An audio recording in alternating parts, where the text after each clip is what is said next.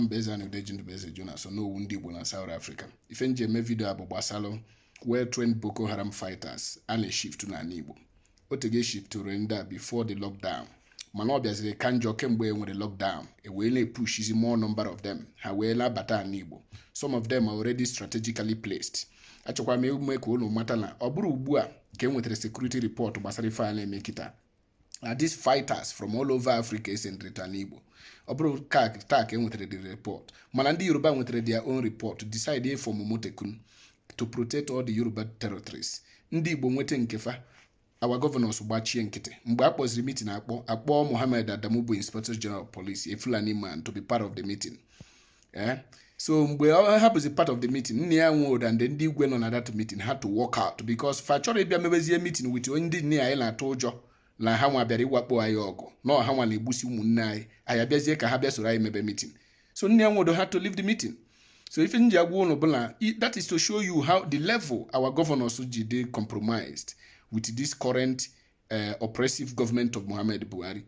Now, even Ndi Igbo, kita aya marapoze our safety and security in the hands of our governors. Yes, there is some vigilante have form. Mana vigilante have form rather enough. We need to throw our weight behind the vigilante, monitor the operations of those vigilante, support them with more men, support offer with resources. Ndi Igbo all over the world, I want different structures. With the structures on the ground, ma town union, mandi vigilante, mandi igwe, ma all the Igbo meetings ni inenwe. Now is the time to throw our weights behind all these meetings. Kaifuna e protect Rali Igbo. Maka obuna e protect Rali Igbo. Aya mwamwezi e bobo na iga posi no bai. Ndi Igbo no in diaspora. Now is the time you have big roles to play. Aya man no zila abon na social media. Baya la aboko. Kai were nwe ọgbakọ niile dị iche iche ndị isi coordinate your people, coordinate your meetings. Mobgodukwe social club, it doesn't matter. Coordinate any meeting ọ bụ ndị Igbo nwere. Coordinate ye na onwe unu. Mobilize your resources. Can we get support to defend Igbo land? Because these people are already strategically placed. The only thing for Okitabo is supply is the ammunition, which will soon be supplied. Nkebula between now and December, I am always a place I got buy. If Ogalada boom boom boom boom boom different places, we know how these people operate. Bikono munem ubu abrom baiji emaku asa mo ifu ifele nwere isi nkata na aga ha bara yuru ka focus on the issue of safety and security of Igbo land. Let us mobilize resources. Let us play roles. Each of us have a role to play. Let us play those roles by mobilizing our able-bodied men to be ready. Mobilize them with resources. We mobilize them with all the necessary things. Make a head defend thereby. Beacon. The government of Nigeria can never defend us. The Nigerian army cannot defend us because they are compromised. Boko Haram fighters, very soon, some of them will be released to join the army. They will be absorbed in the Nigerian military. So they will never defend us. So I am defend there if we don't defend ourselves. So it's high time we come together and defend ourselves. Our governors are compromised. Let's not wait for them. Most of them are sellouts. So they cannot defend us. Ndi Igbo, kita aboge. Let us defend our territory. Our different meetings in diaspora, at home, town union, Ndi Igwe, all the sectors, all the groups in Igbo land. Let us come together and plan very well, coordinate very well on how we can defend our territory. We can do it. We can do it. Nda ama meli nwai makoya ife heje awakpo ndi mmadu bala ha na abia n'ime abali. Ha abia n'ime abali their strategy. Unu ehi ura awakpo unu. Maka ha bia face to face ai mala inwe dike ndi Igbo nwere dike, we will fight back and they will defeat them. So let us empower our people. Let us coordinate with our people so that they will be able to defend Igbo land. Ndi laga ha banwu n'iru ogu ga akwado ogu maka na nkwadoro ogu ka enu ogu. So we can do it. We can defend our place. Bikono Ndi Igbo all over the world. Ndo obula baba nkata. Yes, I know na lockdown, but communication can still go on. I ga communicate. Enwere resources. Resources can still move. Labanye nwere lockdown. So let us do it now before it is too late. Udo dronye obula. Chukwu gozie unu. Bye bye. Driver, where are you coming from? Let me see your face. Remove that hand. Where are you coming from? I'm from Nigeria. Zakibian. Yeah. Going to where? I'm going to Obolo. Obolo. Oga, who are you? Mustafa. Huh? Mustafa. You are from where? Zakive. Zakivian. Where are you going to? Obolo. To do what? I'm not talking to you, sir. What are you going to Obolo to do? Who are you, sir?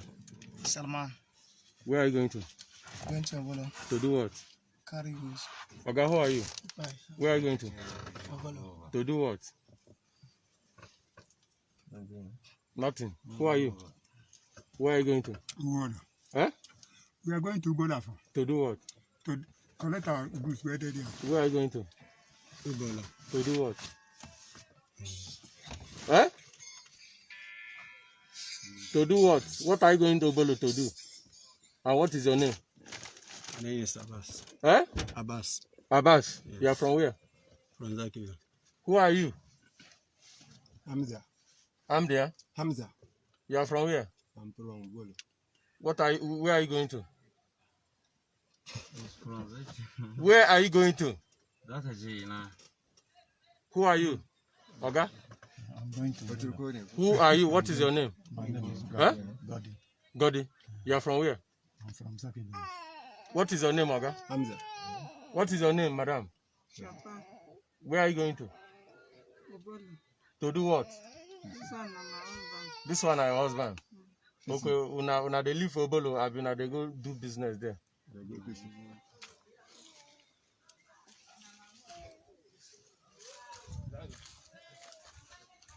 Driver, what's your name?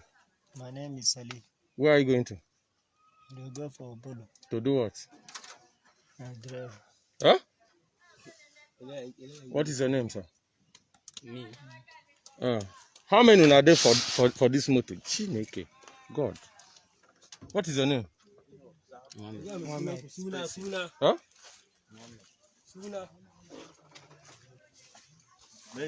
Na Bashir. Enter inside motor, guy. Who are you? Na Bashir. Where are you going to? Obolo. To do what? To na market people. Eh? Market people. Which market? Na yam the seller. Where is the yam? He didn't sell for big motor. You don't sell for big motor. Why not follow the big motor? They. What is your name, sir? Abakar. Where are you going to? Toboko. To Boko. Okay. What is your name? Isiaka. Where are you going to? Obolo. Obolo. Okay, how come you are going to Boko and Sina Obolo, no be this na carry Boko na Obolo. okay, no Obolo they go. No be Boko. You? What is your name? Babangida. Babangida. Where are you going to? Obolo. To do what? Hello. What is your name? Mohammed. Where are you going to?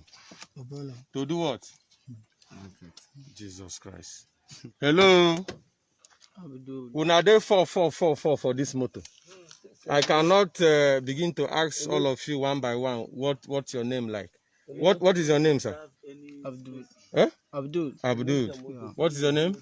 Mohammed. Mohammed. What is your name? Sapiano. Huh? Sapiano. Sapiano. What is your name? Rabiu. Rabi. What is your name? Amina. Amina. What is your name? Hawa. Awa. What is your name? Dahira. Huh? Dahira. Nahira. What is your name? Timmy. What are you people going to Obolo to do? They go market. They go market. All of you, they go market with two buses Yes. running inside the bush.